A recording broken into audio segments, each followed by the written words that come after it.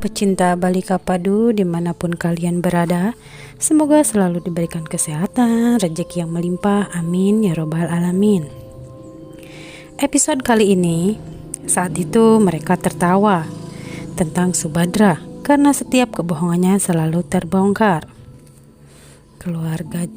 Keluarga Sip menertawakan kelakuan Subadra.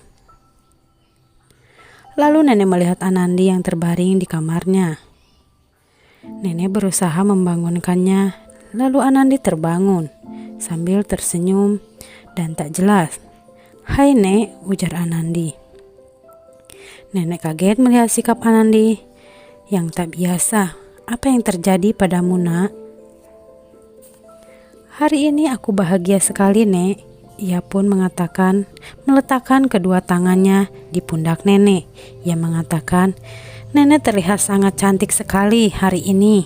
Ia menciumi nenek dan memeluk nenek. Nenek saat itu terdiam kebingungan.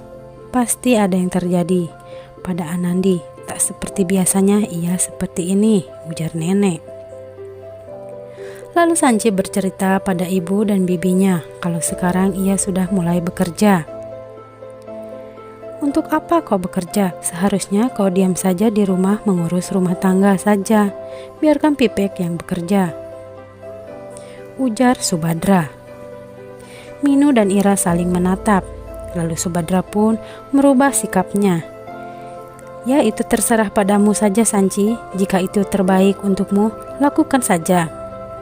Sanci pun berterima kasih pada Subadra saat itu. Nenek mengingat perilaku Anandi yang aneh. Lalu Anandi membawakan makanan untuk nenek. Ia bilang, "Ini makanan dibuat oleh bibi. Ini pasti lezat sekali." Lalu Anandi menyuapi nenek. Nenek bilang, "Aku akan memakannya nanti saja, Anandi." Tapi Anandi terus memaksa nenek untuk memakannya. Anandi pun menyuapi nenek. Gehna dan Gangga pun kebingungan melihat tingkah laku Anandi. Lalu Anandi menghampiri Gangga. Ia bertanya, "Kau mau kemana, Gangga?" "Aku hanya ingin pergi ke rumah sakit saja karena ada telepon mendadak. Aku harus pergi secepatnya." "Kau jangan bohong. Jagdis ada di rumah. Kau pasti tak bisa melihat Gauri di sini dan terus berdekatan dengan suamimu, iya kan?" "Itu tak jadi masalah bagiku. Aku baik-baik saja," ujar Gangga. "Kau jangan sedih. Semua pasti akan berlalu. Kita akan segera mengadakan puja untuk Paman Pasan," ujar Anandi. "Kita akan berdoa juga untuk keluarga kita." "Lalu bagaimana bisa aku menghadirinya? Gauri pasti semakin marah kalau aku ada di sini." "Kau tenang saja, Gangga. Aku akan mengatur semuanya." "Baiklah, tapi hati-hati. Aku tak ingin ini semua jadi masalah." Lalu Pipek bertanya, "Kemana kau kakiku, Sanci?" Sanci hanya terdiam. Terlihat Sanci sedang memikirkan sesuatu. "Ada apa, Sanci? Kenapa kau diam saja?" "Aku tidak apa-apa, Pak Pipek. Aku hanya sedang bingung. Jika aku bekerja, apakah aku juga bisa mengurus rumah?" "Aku senang kau perhatian pada ibuku, tapi aku juga ingin melihat kau punya karir yang bagus, Sanci." Sanci tersenyum karena Pipek terus mendukungnya. Pendeta menyuruh mereka untuk mendekati puja karena puja akan segera dimulai. Anandi menatap Gauri. Anandi pun memberi kode pada Jagdis kalau ia akan mengajak Gauri ke belakang. Lalu Anandi meminta Gauri untuk membantunya menyiapkan makanan di dapur. Gauri pun setuju saat itu. Lalu mereka pun pergi ke dapur. Gangga yang gelisah menunggu Anandi menjemputnya. Tapi ternyata Anandi dan Gauri sedang sibuk. Mereka akan menguji Subadra, apakah ia benar-benar sudah berubah. Mereka merencanakan sesuatu. Anandi diam-diam menjemput Gangga. Ia menyuruh Gangga agar segera pergi ke tempat puja, karena sebentar lagi acara akan dimulai. Saat itu Gauri kebingungan, ia mencari Anandi di mana. Lalu ia memutuskan untuk pergi ke puja saja. Sementara di sana Anandi membawa Gangga turun. Lalu mereka melihat Gauri yang akan menghampiri tempat puja. Lalu Anandi pun pergi ke Gauri. Lalu ia menanyakan, apakah semua sudah selesai, Gauri? Apakah kau juga membawa persembahannya? Nanti saja aku ambil, sekarang kita hadiri dulu puja itu. Anandi berkata, asap dari api puja tak baik untuk kesehatanmu. Jagdish memberitahuku. Dengan wajah gembira, karena Jagdish perhatian padanya, ia pun pergi ke belakang. Lalu Gangga pun duduk untuk melakukan puja. Pendeta menyuruh Nandu untuk menyalakan api arti. Semua sudah selesai, aku ingin pergi ke acara puja, Anandi. Jangan Gauri, ujar Anandi. Nanti Jagdish akan marah padaku. Kau tenang saja, aku hanya melihatnya dari kejauhan. Anandi yang kebingungan, lalu Anandi mengikuti Gauri. Dari kejauhan Gangga melihat Gauri kembali. Lalu Gangga akan berdiri. Ia berniat akan pergi karena Gauri pasti melihatnya. Pendeta bilang, duduklah nak, jangan meninggalkan puja ini karena acara belum selesai. Gangga duduk kembali dan menutupi kepalanya dengan jilbab.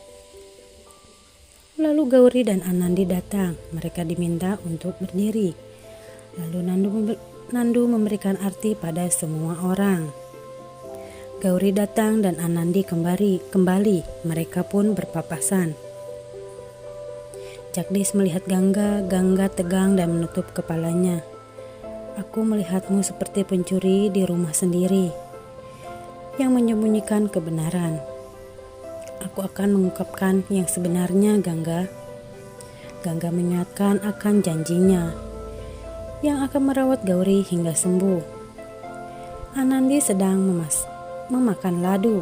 Saat itu Subhadra menelponnya. Aku menelponmu untuk mengingatkan agar kau makan ladu.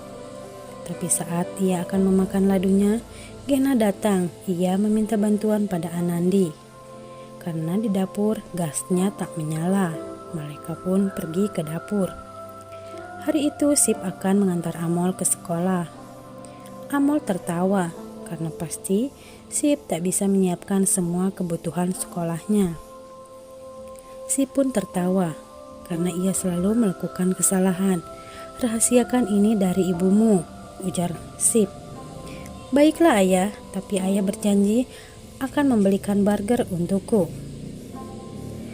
Gangga sedang mencari Manu. Ia melihatnya di ruang tamu. Lalu ia membawa Manu ke kamarnya. Saat itu Gauri menegur Gangga. Apa yang kau lakukan di sini, Gangga? Gauri pun memarahi Gangga. Lalu Anandi bertanya, ada apa ini? Kata Anandi. Kenapa kalian ribut? Gangga akan pergi ke kamar Jagdish. Entah apa yang akan ia lakukan di sana. Aku curiga, ujar Gauri. Lalu Jagdish membela Gangga. Biarkan saja Gauri. Aku yang memintanya untuk pergi ke kamarku. Aku menyuruh ia membawa laporan dari rumah sakit. Gauri pun terdiam. Ia curiga.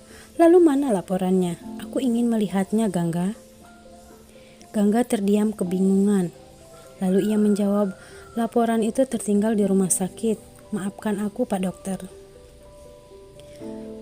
Baiklah, biar aku cek di rumah sakit saja. Gangga, tidak apa-apa. Semua baik-baik saja. Pergilah beristirahat, Gauri. Lalu ia pun pergi dengan wajah marah.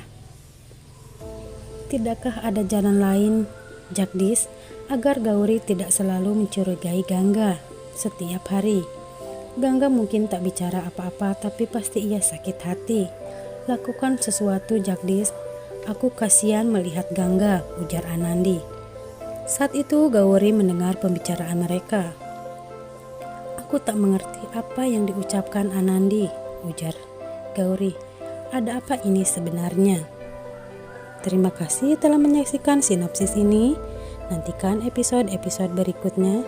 channel ini mohon undur diri.